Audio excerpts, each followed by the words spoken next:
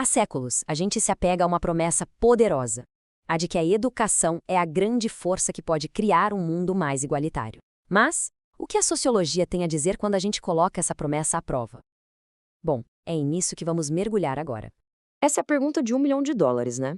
A ideia de que, olha, se todo mundo tiver acesso à escola, qualquer um pode subir na vida. Essa ideia tem sido a base de políticas públicas e, claro, da esperança de milhões de famílias. E essa visão é super otimista. Ela se apoia em teorias como a do capital humano, que, em bom português, diz que educação é um investimento. Um investimento na habilidade de cada pessoa. A lógica é que, ao investir em formação, não só a vida de cada um melhora, mas a nação inteira fica mais rica. Mais estudo, mais oportunidade. Simples assim, certo? Bem, acontece que a realidade trouxe um quebra-cabeça e tanto para os sociólogos. Vamos dar uma olhada num caso concreto que, de repente, desafiou toda essa crença. E o tamanho desse sucesso é impressionante. Imagina só, em um país como o Brasil, conseguir colocar 96,3%, ou seja, praticamente todas as crianças na escola, isso foi uma conquista, sim, monumental. Um feito que, na teoria, deveria ter virado o jogo. A lógica parecia infalível. Com todo mundo tendo acesso à educação, as barreiras sociais iam começar a cair, uma por uma. A origem de uma pessoa importaria muito menos do que o seu esforço e o seu talento dentro da sala de aula. E é aqui que mora o paradoxo. Mesmo com essa massificação toda do ensino, a estrutura social não se mexeu como esperado. A desigualdade continuou lá. Então, a pergunta crucial é: o que deu errado? Por que essa tal escada parecia não funcionar para todo mundo? Essa pergunta abriu um debate gigantesco na sociologia. Agora a gente vai explorar as duas principais explicações que tentam resolver esse mistério. De um lado, a gente tem a visão da escada, aquela que diz que a escola qualifica e gera progresso para todo mundo. E do outro, uma visão bem mais crítica, a do espelho, muito associada a sociólogos como Pierre Bourdieu.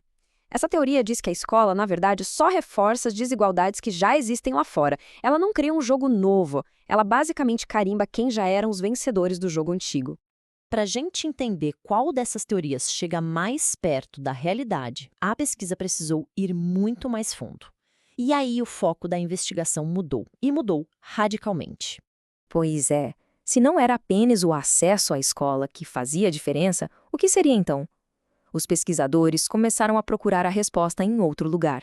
A nossa intuição dizia que o segredo estava na boa escola, né? Aquela com ótimos professores, com bastante dinheiro, bons materiais. Parecia óbvio que esse era o fator decisivo. Só que aí, lá nos anos 60, um estudo chamado Relatório Coleman, lá nos Estados Unidos, chegou e virou a mesa. Foi um divisor de águas que mudou completamente o debate. Um verdadeiro choque. E essa foi a grande virada na pesquisa. A conclusão foi de que o que acontece antes de uma criança sequer pisar na escola tem um impacto muito maior no seu desempenho do que a qualidade da escola em si. Mas como assim? Bom, o primeiro fator é o mais óbvio de todos, o capital econômico. Grana, dinheiro, permite pagar escolas melhores, aulas particulares, comprar livros, ter acesso a recursos que, claro, favorecem o aprendizado. Mas tem uma coisa que é ainda mais sutil e talvez até mais poderosa em jogo: o capital cultural. Pensa nele como uma bagagem que a criança já traz de casa. O jeito de falar, os livros que viu os pais lendo, os assuntos que se discutem na janta. Tudo isso é muito valorizado pela escola. É como chegar para uma prova já sabendo parte das respostas, entende? E, para fechar, tem o capital social. Basicamente, a rede de contatos da família. As pessoas que os pais conhecem, as informações que circulam nesse meio, tudo isso pode abrir portas e criar atalhos que para outras pessoas simplesmente não existem. Então, o ponto central é este. A combinação desses três tipos de capital, que são herdados da família, cria uma vantagem de partida que é gigantesca. A corrida da educação começa muito, mas muito antes do sinal da escola tocar.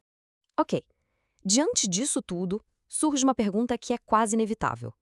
Se a família tem esse peso todo, a escola não faz diferença nenhuma? A conclusão inicial do tal relatório Coleman foi vista por muita gente de uma forma bem pessimista. A ideia que ficou foi quase como se o destino de uma criança já estivesse selado no berço, não importando a escola que ela frequentasse. Mas, felizmente, pesquisas que vieram depois refinaram essa visão. Sim, a família é o fator principal, mas isso não quer dizer que a escola não tenha papel nenhum. A conclusão crucial foi que algumas escolas são, de fato, mais eficazes do que outras. E a isso se deu o nome de efeito escola.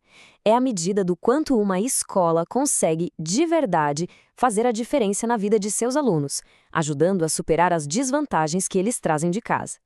Esse efeito pode ser menor do que o da família, mas ele é real e, olha, é extremamente importante. O que tudo isso mostra pra gente é que a relação entre educação e igualdade é muito, mas muito mais complexa do que aquela promessa simples de uma escada para todos. Vamos resumir a história. A educação não é um elevador social automático. A origem familiar ainda dita boa parte das regras do jogo. E muitas vezes o sistema funciona mais como um espelho mesmo, refletindo as desigualdades da sociedade. Mas, e esse é o mas fundamental, escolas de qualidade podem sim desafiar essa lógica e agregar muito valor. Isso nos deixa com a grande questão para o futuro. Não é mais sobre perguntar se a educação é uma escada ou um espelho. A questão agora é como a gente pode construir escolas que, mesmo num mundo tão desigual, consigam funcionar cada vez mais como uma escada, e uma escada para todos. A resposta para isso ainda está sendo escrita.